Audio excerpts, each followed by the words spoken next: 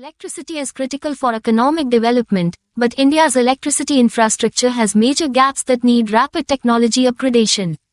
Computing technologies like CAD, simulation, control systems, and software tools have long played a critical role in electrical engineering research, design, and operations.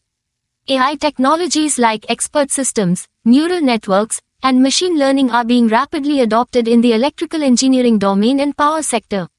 AI is being used for optimization, predictive maintenance, fault diagnosis, demand forecasting, renewable integration, etc. Markets for AI in energy and smart lighting are projected to grow significantly. Natural language processing, computer vision, robotics, and digital twins are some of the key AI approaches finding electrical engineering applications. There is a need for interdisciplinary education to groom electrical AI engineers, combining electrical engineering and AI/computing skills. Curriculum reform bridging the gaps between electrical, computer science, and AI disciplines is required.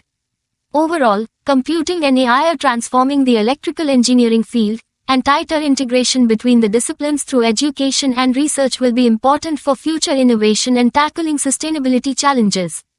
Electricity is critical for economic development, but India's electricity infrastructure has major gaps that need rapid technology upgradation. Electricity is critical for economic development,